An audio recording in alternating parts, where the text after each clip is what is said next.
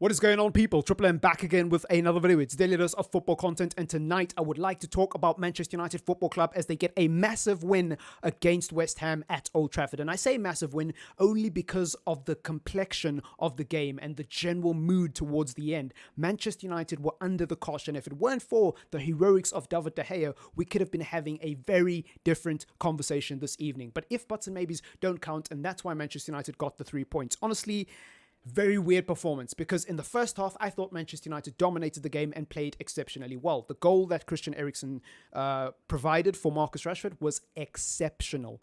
It was eye candy. Marcus Rashford has finally learned how to head a ball, and this isn't something new. He's been doing this all season. Well, not all season, but the last few weeks he's been doing it a lot. He got a header against Ammonia that didn't end up in a goal. He got a header against Sheriff, which ended up in the back of the net, and I think he got another one that evening that didn't end up in the back of the net, but caused some issues for the goalkeeper. And again tonight, I think he got on the end of two headers, which were both very good. One that ended up in a goal, and the other one that forced a very good save. I think it was out of Areola. I'm not sure who the West Ham goalkeeper was, because they made a substitution in the second half, sorry.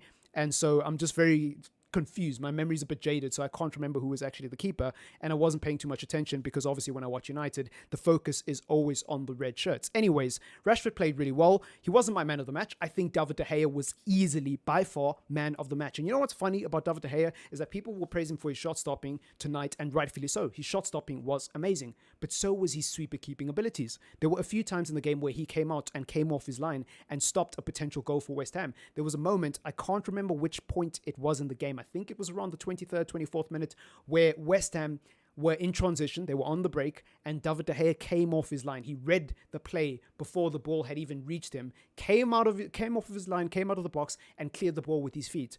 Those things don't really get enough praise because goalkeepers have been doing that for a very long time. It's expected. You're a modern goalkeeper. Of course, you're supposed to come off your line. But when you take into context who we're talking about, David De Gea, somebody who rarely comes off his line, somebody who's been accused and slated for his inability to be and adapt to become a modern goalkeeper. He's now doing the things that people have wanted for a very long time, and people are not taking any note. People are not taking any notice. It's almost as if people want David De Gea to switch into a world-class sweeper keeper overnight without the progression and the steps required to evolve and learn and develop and become one. And he's shown that. Has he been consistent across the entire season? Absolutely not. I'm not for 1 second suggesting that David De Gea is the goalkeeper for Manchester United right now, and we don't need to buy a new goalkeeper because he's finally learned how to be a sweeper keeper. I'm not suggesting that at all. What I'm saying is he's trying, and he's made genuine improvements. And tonight was another great piece of evidence for that. And obviously his shot stopping tonight was amazing. That was where the real focus should be. It was world class. Without him, we lose that game 110%. And that's why I think it's such a massive win, because hindsight is a very lucrative thing. And hindsight, when you apply the context, tells us that West Ham could have easily won that game if it wasn't for this man. So big up to David De Gea. Another two that I want to talk about is Shaw and Delot. They were exceptional. There were moments where I think, West Ham was sitting very deep, and Shaw and Delot were so pivotal out wide. They were so pivotal out wide. I mean, there was even a moment in the game where Luke Shaw nutmegged a West Ham player and won us a free kick in a very dangerous position. And it was Eriksen who played a very deep cross to Harry Maguire, and unfortunately he was unable to control the header. But we were creating pressure. We were winning free kicks in key areas because of Delot, because of Shaw, and in part other players as well. Shaw, his overlaps tonight were exceptional. His relationship with Marcus Rashford is something that I wish Delot and Antony had. And it's something that I wish Delot had on that right-hand side in general. Not just with Antony, but when Elanga plays. When Sancho played last season, it was really disappointing to see the lack of cohesion between him and Delot. I feel like a big reason why Delot is only getting started at Manchester United is because he still doesn't have a right winger like Luke Shaw has on the left-hand side with Marcus Rashford. He doesn't have that relationship, that person who understands him, that person who knows that when he goes for the overlap, the person must come in for the underlap, right? And that's the relationship winger should have. A winger and a fullback should never occupy the same corridor. You should know that when your winger is out wide and carrying the ball, you should either underlap or drift into the midfield to cover for somebody else, or just sit back. When your winger cuts in, that's when you overlap. that's when you make the run. And also you time it to when they're looking, because obviously you don't want to just make a blind run whilst your winger's running in to have a shot. That's wasted energy. So you need to have a good relationship. You need to know, okay, he's looking to cut in now, but he's faking the shot. So I'm going to make a darting run and I'm going to time it so I'm not offside, but also so I'm not just wasting energy needlessly. Those things are so important, and Delo can only do that when he has a consistent partner on that right-hand side. Now, don't get me wrong. I thought Delo was amazing today. I'm not downplaying how good he was, but I'm saying he could be even better if he had what Luke Shaw and Marcus Rashford have. And speaking of Luke Shaw and Marcus Rashford, as I said, amazing. Their relationship is almost telepathic. Their chemistry is a beautiful thing to watch. I thought that Eriksen was our best midfielder, moving on from Delo and Luke Shaw. I thought Eriksen was our best midfielder by far because his assist came from this area over here on the edge of the box on the right-hand side. That is amazing because it demonstrates that Eriksen can be such a dangerous player when he's given the license to go up. Now, today, he was given that license because West Ham was sitting very deep in the first half. And so it didn't really matter that Bruno Fernandes was playing ahead of him because they were both able to bomb forward, similar to against Everton, similar to against Sheriff, similar to against Ammonia, and whichever the other team is in our Europa League group. I almost forgot. I think it's Real Sociedad, actually. That's very disrespectful. They're a good team. Real Sociedad. Right? Against all of those teams, he was able to bomb forward regardless of Bruno Fernandes playing in the midfield because there was that space. The team was sitting very deep and we were playing in their half and we kept them penned in. And it was the same with West Ham in the first half tonight.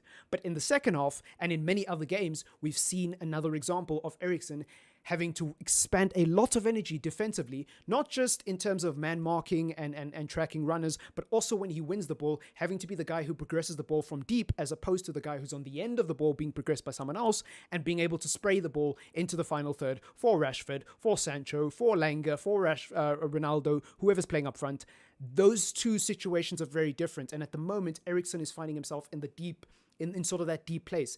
And it's fine, right? I get why Ten Hag is doing it. He's doing it because we don't have a better ball progressor. And obviously you can't play Eriksen where Bruno is unless you drop Bruno Fernandes. So I get it, right? He doesn't want to make Bruno the sacrificial lamb. And for whatever reason, he continues to play Eriksen in this deep role. And only when we're playing against a low block and we're in the ascendancy and we have the attacking initiative, only then is Eriksen really allowed to go forward and express himself. I get it.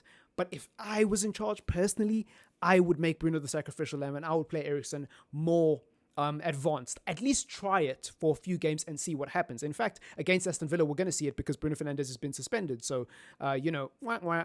But no, I'm like, jokes aside, seriously, I think it's something that needs to happen. And I'm not hating on Bruno Fernandes. If you've been a long-term viewer of the channel, you know that Bruno is one of my favorite players at the club. So I love Bruno Fernandes, and I think that there has been genuine improvements under Erik ten Hag. But the thing is, against teams that actually play football against us and don't just sit back, it's very difficult for Eriksen to get into the game because he's playing so deep. And I think that if he played where Fernandes plays as opposed to where he currently plays, we would see the best version of Christian Eriksen. Not to say that the current version isn't good enough. He's exceptional. He's been a great signing. He could be even better if he was playing up front. That's just a personal opinion of mine.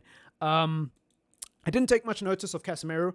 I thought Maguire was played very well today in a high line, considering his lack of pace and all the issues with his game. He seems to be very confident. It seems like this break, which many of us predicted would do good for him. Many of us have been calling for Maguire to be dropped for a very long time, not just because we hate him, not just because of some blind agenda, but because it's the right thing to do for his mental health, for his well-being as a footballer, and just for the benefit of the team. It seems to have worked because Maguire was playing very high today. And Maguire didn't really make any glaring mistakes leading to any goals today or any chances. In fact, I think Harry Maguire was one of our best defenders towards the end of the game. He made two really important tackles on the edge of the box to stop shots from West Ham and made one very important block deep in the box. After De Gea saved that it spilt out to another West Ham player, he was there to block it. He was in the right place at the right time as opposed to being in the wrong place at the wrong time, making a mistake and being the topic of conversation on the Bluebird app for the next few hours, right? So he really showed up today in a big way for Manchester United, and I don't think it's getting talked about enough. Maybe it's because Diego Dalot was amazing. Maybe it's because Luke Shaw was amazing. Maybe it's because of David De Gea. Maybe it's because of Eriksen, Rashford. I don't know. But people are not talking about Harry Maguire because I think, well, one, there's obviously an agenda against him. Let's be honest. Most of us don't like him, including myself. But two, I think that there's so many other good performances that he is an unsung hero today, and his performance has gone unnoticed. But I thought he was okay today. And in that second half, towards the end, he was great. He was great. In that last sort of 10 minutes, he was great. For the rest of the game, he was just okay. right? I think that's a fair assessment of Harry Maguire. Otherwise, I've got nothing else to say in terms of individual performances. I just want to say big up to Erik ten Hag, because honestly, even though our passing was very sloppy for periods today, you can see the improvement. You can see the improvement. Rashford has improved under Erik ten Hag. He's developed a new side to his game, heading, which he never really had. He used to get on the end of headers under Oli, but he never used to score them. He's now scored 2 in the last games, right? Like, Rashford is a better forward. You can see that even though we all agree he's not a good central forward, there's elements to his game that have improved under Erik ten Hag. Whether that's because of Benny McCarthy or any other background coaching staff, I don't know. But the point is, under Erik ten Hag, Rashford has seen improvement. McTominay has seen slight improvement. Even Fred, when he's come on, has looked really good. Whether that's down to Erik ten Hag or Fred just being Fred, I don't really know. But I'm going to attribute it to Erik ten Hag. Bruno, I think, has slightly improved as well in the last few weeks. He's not as erratic as he was before. He's being more controlled, especially when we're playing a low block. He's better at recycling possession. His decision-making has improved. It's not perfect. It's not where it needs to be, but it's improved.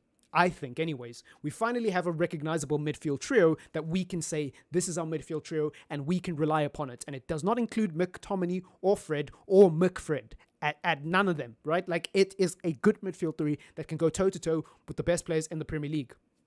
We now have a definitive style of play. We now have a backline that's actually functional. A backline that's actually functional, pardon me. A backline that we all trust. A backline that we all believe in. Diego Dalot has improved. Luke Shaw, I don't think he's really improved, because Luke Shaw's ability has never been the problem. His attitude has always been the problem. So I don't think I'm going to attribute Luke Shaw improving to Ten Hag. I'm just going to attribute Luke Shaw improving because Luke Shaw likes to improve whenever there's competition in the team. Every time we sign a new left back, Luke Shaw decides, oh, yeah, let me actually play football now. But there's been considerable individual improvements, and as a team, there's been considerable improvements. We're not perfect. There's still a long way to go, but there's been improvements, and I'm happy about that, and I'm going to celebrate that. It does not mean I've dropped my standards. It does not mean I think that Manchester United are back. It does not mean I think we're going to win the league, and I'm delusional, and I forgot about the Glazers. That's not what it means, because people love to twist things. When as soon as you compliment Manchester United and say there has been progress, people call you deluded. Oh, you're just a top red. You're being positive. What's wrong with being positive? What's wrong with recognizing progress, but also criticizing regression? What happened to being balanced? What happened to being a normal human being with a rational and positive attitude towards life? I don't get it. Anyways, it's been your boy TripleM.